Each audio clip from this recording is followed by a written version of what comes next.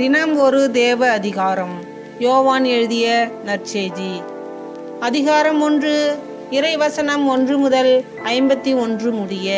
தொடக்கத்தில் வாக்கு இருந்தது, அவ்வாக்கு கடவுளோடு இருந்தது, அவ்வாக்கு கடவுளாயும் இருந்தது.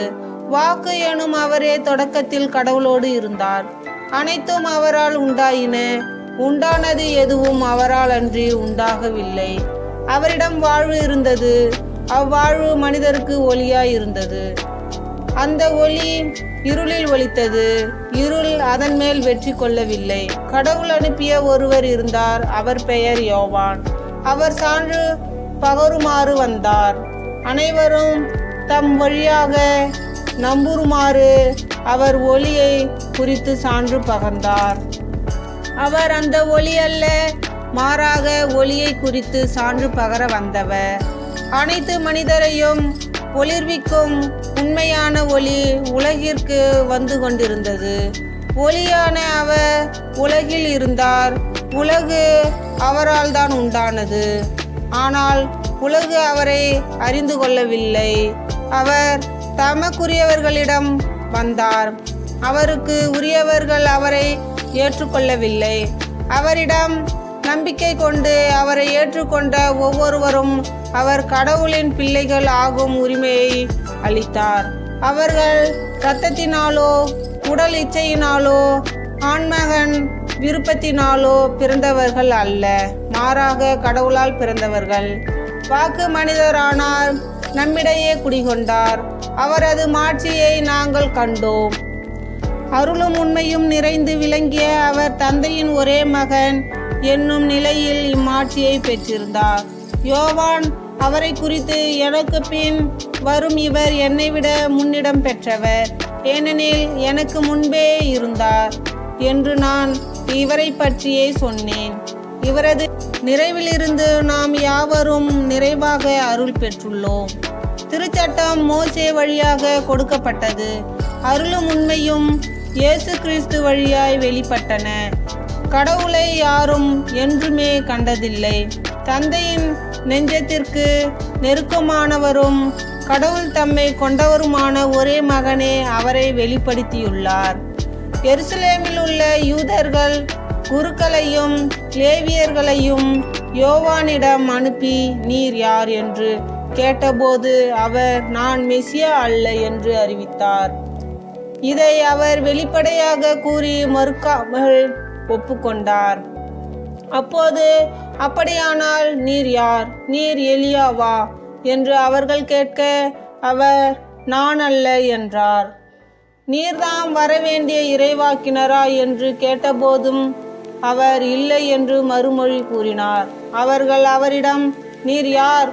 எங்களை அனுப்பியவர்களிடம் நாங்கள் மறுமொழி சொல்லியாக வேண்டும், எனவே உம்மை பற்றி என்ன சொல்கிறீர் என்று கேட்டார்கள். அதற்கு அவர், ஆண்டவருக்கான வழியை செம்மையாக்குங்கள் என பாலைநிலத்தில் குரல் ஒன்று கேட்கிறது என்று இறைவாக்கினர் எசையா உரைத்தது என்னை பற்றியே என்றார். பரிசேயரால் அனுப்பப்பட்ட அவர்கள் அவரிடம், நீர் மெசியாவோ எலியாவோ வரவேண்டிய இறைவாக்கினரோ அல்ல என்றால் ஏன் திருமுழுக்கு கொடுக்கிறீர் என்று கேட்டார்கள்.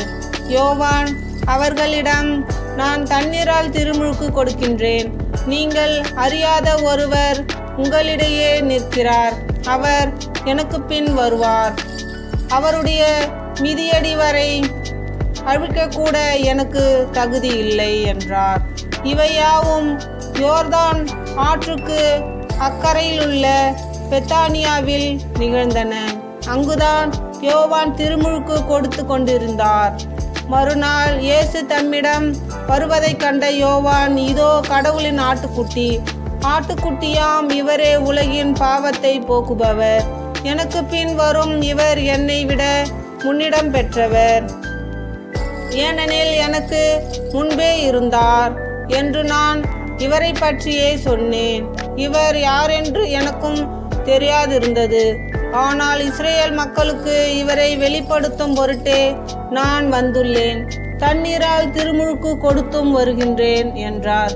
தொடர்ந்து யோவான் சான்றாக கூறியது, தூய ஆவி புறாவைப் போல வானத்திலிருந்து இறங்கி இவர் மீது இருந்ததைக் கண்டேன். இவர் யாரென்று எனக்கும் தெரியாதிருந்தது.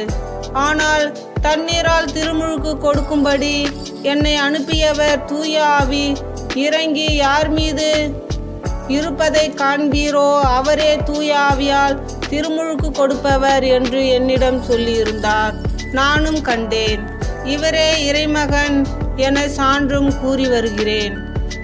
மறுநாள் யோவான் தம் சீடர் இருவருடன் மீண்டும் அங்கு நின்று கொண்டிருந்தார். இயேசு அப்பக்கம் நடந்து சென்று கொண்டிருந்தார். யோவான் அவரை கூர்ந்து பார்த்து, இதோ கடவுளின் ஆட்டுக்குட்டி என்றார். அந்த சீடர் இருவரும் அவர் சொன்னதை கேட்டு இயேசுவை பின்தொடர்ந்தனர். இயேசு திரும்பி பார்த்து அவர்கள் தம்மை பின்தொடர்வதைக் கண்டு, என்ன தேடுகிறீர்கள் என்று அவர்களிடம் கேட்டார். அவர்கள், ரபி, நீர் எங்கே தங்கியிருக்கிறீர் என்று கேட்டார்கள். அவர் அவர்களிடம் வந்து பாருங்கள் என்றார்.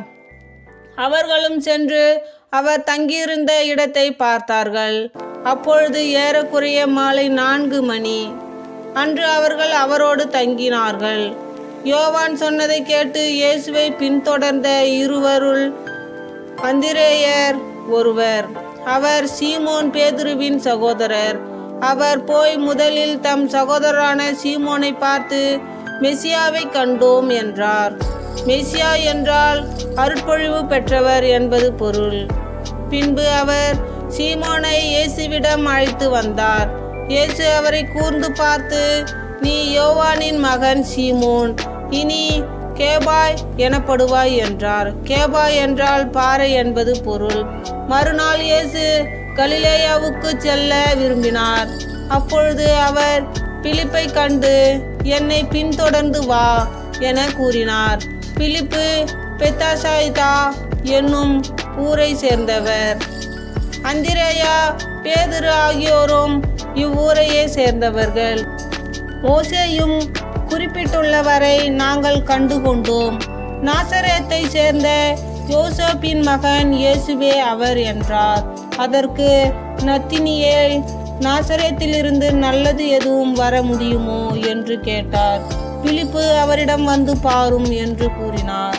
நத்தினியேல் தம்மிடம் வருவதை இயேசு கண்டு, இவர் உண்மையான இஸ்ரவேல், கபடற்றவர் என்று அவரை குறித்து கூறினார். நத்தினியேல், என்னை உமக்கு எப்படி தெரியும் என்று அவரிடம் கேட்டார். இயேசு, பிலிப்பு உம்மை கூப்பிடுவதற்கு முன்பு நீர் அத்தி மரத்தின் கீழ் இருந்தபோதே நான் உம்மை கண்டேன் என்று பதிலளித்தார். நத்தினியேல் அவரை பார்த்து, ரபி, நீர் இறைமகன், நீரே இஸ்ரவேல் மக்களின் அரசர் என்றார். அதற்கு இயேசு, உம்மை அத்திமரத்தின் கீழ் கண்டேன் என்று உம்மிடம் சொன்னதாலோ நம்புகிறீர்? இதைவிட பெரியவற்றை காண்பீர் என்றார். மேலும் வானம் திறந்திருப்பதையும் கடவுளின் தூதர்கள் மானிட மகன் மீது ஏறுவதையும் இறங்குவதையும் காண்பீர்கள் என மிக உறுதியாக உங்களுக்கு